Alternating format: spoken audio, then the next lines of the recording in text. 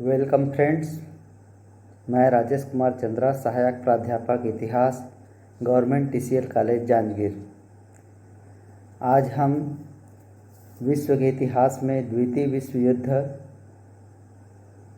के कारण, घटना एवं परिणामों पर चर्चा करेंगे। द्वितीय विश्व युद्ध का प्रारंभ 1 सितंबर 1939 को हुआ था और इसका समापन 2 सितंबर 1945 को हुआ। द्वितीय विश्व युद्ध 6 वर्षों तक चला। इसमें 61 देश शामिल थे। यह युद्ध बड़ा विध्वंसकारी, व्यापक, बहुत बड़े क्षेत्रों में फैला हुआ था। इतने बड़े युद्ध होने का कारण क्या था, इस पर चर्चा करेंगे।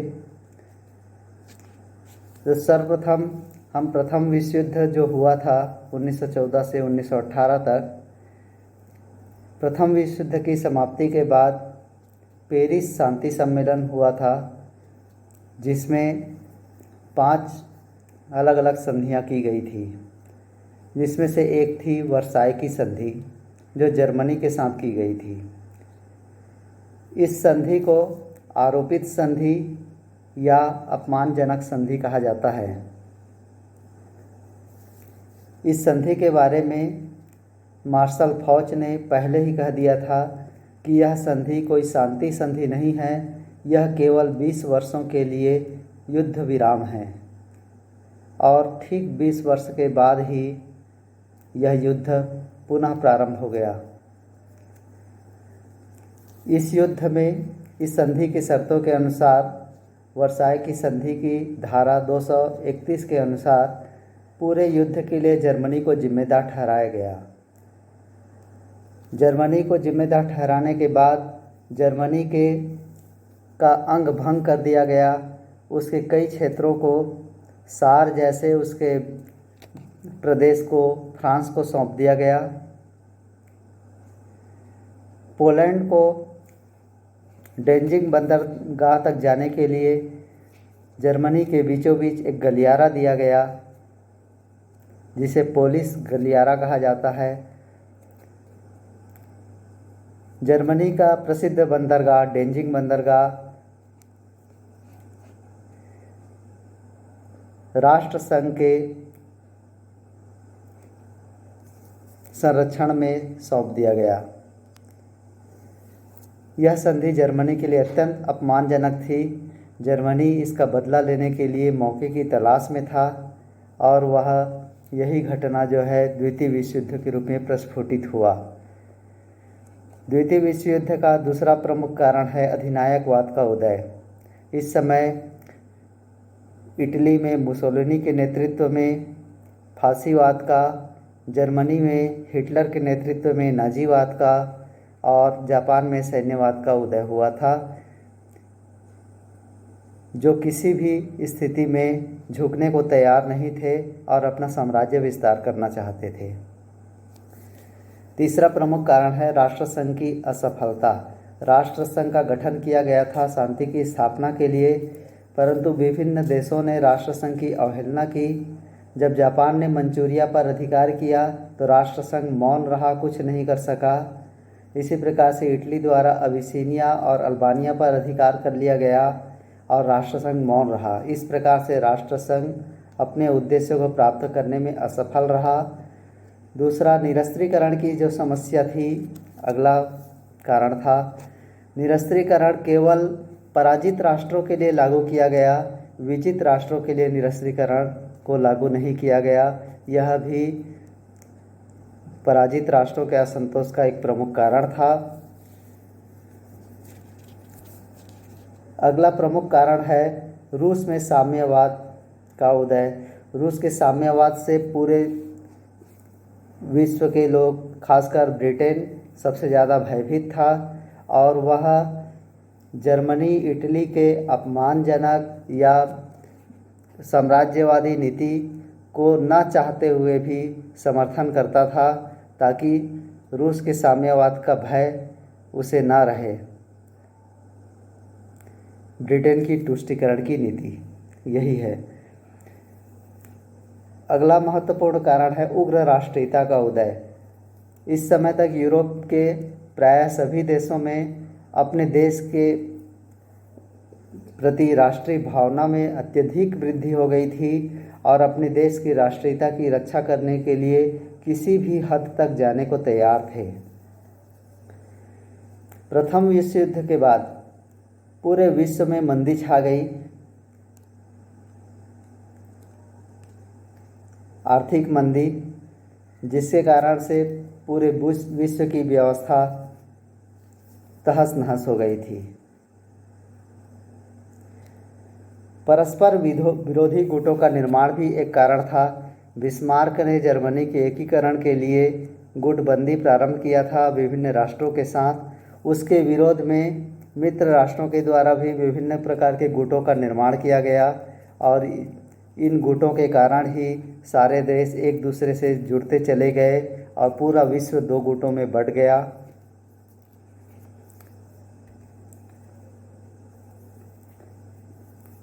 इतना सब होने के बाद भी द्वितीय विश्व युद्ध प्रारंभ नहीं हुआ था। प्रारंभ होने के लिए युद्ध के लिए बारूद का ढेर तैयार हो गया था, परंतु उस पर आग लगाने के लिए केवल एक चिंगारी की आवश्यकता थी और वह तात्कालिक कारण था एक चिंगारी के रूप में जर्मनी का पोलैंड पर आक्रमण। जैसे ही जर्मनी ने पोलैंड पर आक्रमण किया, धीरे धीरे एक राष्ट्र आते हुए इस युद्ध में शामिल होते गए और युद्ध बड़ा भयंकर रूप ले लिया। ये थे द्वितीय विश्व युद्ध के प्रमुख कारण। अब हम द्वितीय विश्व युद्ध की प्रमुख घटनाओं पर चर्चा करेंगे। तो जैसा कि हमने पढ़ा कि द्वितीय विश्व युद्ध का प्रारंभ 1 सितंबर को हुआ था। जर्मनी ने पोलैंड पर आक्रमण किया, रूस ने भी पोलैंड पर आक्रमण किया। पश्चिमी भाग पर जर्मनी ने और पूर्वी भाग पर रूस ने, और पूर्वी भाग को रूस ने अपने क्षेत्र में मिला लिया और पश्चिमी भाग को जर्मनी ने अपने क्षेत्र में। 3 सितंबर को इंग्लैंड और फ्रांस ने इसके विरुद्ध में जर्मनी के विरुद्ध युद्ध की घोषणा कर दी। इस प्रकार से मित्र राष्ट्र और जर्मनी के बीच युद्ध चलता रहा। मार्च 1940 में रूस द्वारा फिनलैंड पर आक्रमण कर लिया गया और उस पर अधिकार कर लिया गया। अप्रैल 1940 में जर्मनी ने नॉर्वे और डेनमार्क पर अधिकार कर लिया। मई 1940 में जर्मनी ने हॉलैंड, बेल्जियम तथा लक्जमबर्ग पर अधिकार कर लिया। फ्रांस पर आक्रमण किया। फ्रांस की जो दुर्भेद्य मेजनी लाइन था, जिसे भेदना असंभव माना जाता था, उस मेजनी लाइन का ध्वंस कर दिया और फ्रांस के प्रधानमंत्री पैते को आत्मसमर्पण करना पड़ा। 8 जून 1940 को जर्मनी ब्रिटेन पर आक्रमण कर दिया। इसी बीच 8 जून 1940 को इटली द्वितीय विश्व युद्ध में प्रवेश करता है। इसे याद रखना है विशेष रूप से। 10 जून 1940 इटली का युद्ध में प्रवेश। इटली युद्ध में प्रवेश करता है। मिस्र स्वेज नहर, भूमध्य सागर पर अपना प्रभुत्व स्थापित करने की इच्छा होती है उसकी। उसने सोमालीलैंड, केनिया और सूडान पर अधिकार कर लिया। 1941 में यूनान पर अधिकार कर लिया। 22 जून 1941 को जर्मनी रूस पर आक्रमण करता है। इसके पहले जर्मनी और रूस के बीच आपस में अनाक्रमण समझौता हुआ था 1939 में कि वो एक दूसरे पर आक्रमण नहीं करेंगे। फिर भी जर्मनी उस पर आक्रमण करता है। इसके बाद द्वितीय विश्व युद्ध की रूपरेखा ही बदल जाती है। रूस मित्र राष्ट्रों के साथ जुड़ जाता है। 4 अगस्त 1941 को इंग्लैंड के प्रधानमंत्री विंस्टन चर्चिल और अमेरिका के राष्ट्रपति फ्रैंकलिन रूजवेल्ट द्वारा अटलांटिक चार्टर की घोषणा होती है। 7 दिसंबर 1941 को जापान पर्ल हार्बर पर हमला करता है। जैसे ही जापान पर्ल हार्बर पर हमला करता है, उसके दूसरे दिन 8 दिसंबर 1941 को अमेरिका और इंग्लैंड द्वारा जापान के विरुद्ध युद्ध की घोषणा कर दी जाती है। तो यहाँ पे अमेरिका युद्ध में कब प्रवेश करता है, इसे याद रखना है, 8 दिसंबर 1941। 11 दिसंबर 1941 को जर्मनी द्वारा अमेरिका के विरुद्ध युद्ध की घोषणा होती है, क्योंकि जापान जर्मनी इटली का एक धुरी राष्ट्र था। जब अमेरिका जापान के विरुद्ध युद्ध की घोषणा करता है तो जर्मनी अमेरिका के विरुद्ध युद्ध की घोषणा करता है। नवंबर 1942 में उत्तरी अफ्रीका में इटली और जर्मनी की पराजय होती है। अब यहाँ से धुरी राष्ट्रों की पराजय प्रारंभ हो जाती है। नवंबर 1942 में जुलाई 1943 में मित्र राष्ट्रों द्वारा सिसिली पर अधिकार कर लिया जाता है। यह क्षेत्र इटली में पड़ता है। 4 जून 1944 को इटली का पतन हो जाता है। इटली पूरी तरह से हार जाता है, आत्मसमर्पण कर देता है। 2 मई 1945 को बर्लिन का पतन हो जाता है। जर्मनी हार जाता है और जर्मनी में भी मित्र राष्ट्रों का अधिकार हो जाता है। 26 जुलाई 1945 को पोस्टडम सम्मेलन होता है और जापान को बिना किसी शर्त के आत्मसमर्पण की चेतावनी दी जाती है। चेतावनी को जापान अनदेखा कर देता है। यहाँ तक जर्मनी और इटली ने आत्मसमर्पण कर दिया है, परंतु जापान अकेला जो है अपने दम पर लड़ रहा है। 6 अगस्त 1945 को जब जापान के विरुद्ध मित्र राष्ट्रों को सफलता प्राप्त होते नहीं दिखती है, तो 6 अगस्त 1945 को हिरोशिमा पर परमाणु बम से हमला किया जाता है। उसके बाद 9 अगस्त 1945 को नागासाकी पर भी परमाणु बम गिरा दिया जाता है। इस प्रकार से जापान का ध्वंस हो जाता है और मजबूरन 14 अगस्त 1945 को जापान को आत्मसमर्पण करना पड़ता है। ये थी द्वितीय विश्व युद्ध की घटनाएं। अब हम परिणाम पर चर्चा करेंगे।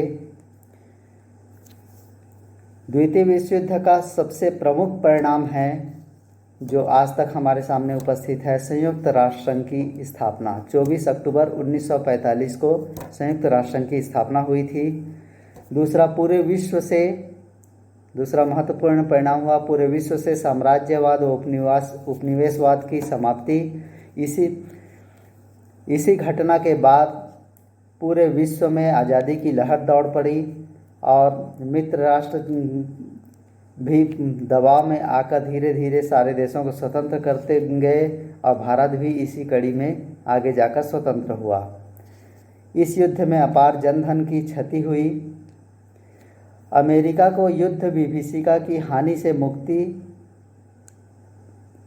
और पूंजीवाद का प्रभाव। यह युद्ध यूरोप के क्षेत्रों में लड़ा गया था। अमेरिकी क्षेत्र इससे बिल्कुल अछूता रहा। इससे अमेरिका को युद्ध की कोई हानि नहीं हुई और उसका प्रभाव बढ़ता गया और उसका पूंजीवाद जो है पूरी दुनिया में छा गया। रूस के क्षेत्र में वृद्धि और साम्यवाद का प्रसार। रूस का क्षेत्रफल बढ़ गया, आसपास के क्षेत्रों को रूस में मिला दिया गया इस युद्ध के बाद, और बहुत सारे देशों में साम्यवादी सरकारों की स्थापना हुई। तो रूस के प्रभाव क्षेत्र में भी वृद्धि हुई। तो एक तरफ तो अमेरिका का प्रभाव क्षेत्र में वृद्धि हुई, दूसरी तरफ रूस के प्रभाव क्षेत्र में वृद्धि हुई। तो इस युद्ध का एक और परिणाम निकला शीत युद्ध के रूप में। पूरी दुनिया दो खेमों में पुनः बंट गया, एक अमेरिका के संरक्षण में या दूसरा रूस के संरक्षण में। लेकिन ये शस्त्रों से चलने वाला युद्ध नहीं था, मौन युद्ध है जो आज तक जारी है। इस युद्ध के बाद शांति की स्थापना होती है जो आज तक कायम है। अगला इसका महत्वपूर्ण परिणाम है विभिन्न संगठनों का उदय हुआ, जैसे नाटो, सीएटो, सेंटो, वार्सा आदि विभिन्न संगठनों की स्थापना हुई। इसके साथ ही इसका एक और परिणाम हुआ गुट निरपेक्षता की नीति। कुछ देश अमेरिका के संरक्षण में और कुछ देश रूस के संरक्षण में थे, परंतु कुछ देश ऐसे थे जो किसी भी गुट में नहीं रहना चाहते थे, तो ऐसे देशों का एक अलग गुट बना जिसे गुट निरपेक्षता कहा जाता है। भारत इसी गुट में शामिल है। इस गुट निरपेक्ष आंदोलन की स्थापना में भारत का प्रमुख योगदान है। द्वितीय विश्व युद्ध के कारण, घटनाएं और परिणाम हमने पढ़ लिया। कुछ महत्वपूर्ण जो तथ्य हैं परीक्षोपयोगी, उस पर चर्चा करते हैं। एक महत्वपूर्ण तथ्य है, इस युद्ध में जर्मन जनरल रोमेल, जर्मनी का जनरल था रोमेल, इसका नाम डेजर्ट फॉक्स रखा गया था। इस युद्ध में दो गुट थे, मित्र राष्ट्र और धुरी राष्ट्र। द्वितीय विश्व युद्ध में जर्मनी की पराजय का श्रेय रूस को जाता है। यदि रूस के साथ अनाक्रमण संधि को नहीं तोड़ा होता और रूस जर्मनी के खिलाफ खड़ा नहीं हुआ होता तो शायद जर्मनी की पराजय मुश्किल थी। अगला महत्वपूर्ण बिंदु है सोवियत संघ पर जर्मनी के आक्रमण करने की योजना। जर्मनी ने सोवियत संघ रूस पर जो आक्रमण किया था उस योजना को क्या कहा जाता है? इस योजना को बारबोसा के नाम से जाना जाता है। संयुक्त रूप से इटली और जर्मनी का पहला शिकार कौन सा देश बना? तो ये स्पेन था। इस युद्ध में जापान ने बहुत अधिक क्षेत्रों को विजित करके अपने साम्राज्य का विस्तार किया था। जापान ने Hong Kong, Singapore, Malaysia, Thailand, Laos, Cambodia, Philippines, Shanghai, Burma आदि पर अधिकार कर लिया था। यहाँ तक भारत के अंडमान निकोबार द्वीपों को पर भी उसका अधिकार हो गया था। इसी कारण पूरी दक्षिण पूर्वी एशिया में जापान के इसी प्रसार और भय को देखते हुए जापान को पीत आतंक के नाम से जाना जाता है। आशा है द्वितीय विश्व युद्ध से संबंधित आप लोगों को सभी जानकारियां प्राप्त हो गई होंगी। अगले वीडियो में पुनः मिलेंगे, तब तक के लिए नमस्कार, धन्यवाद।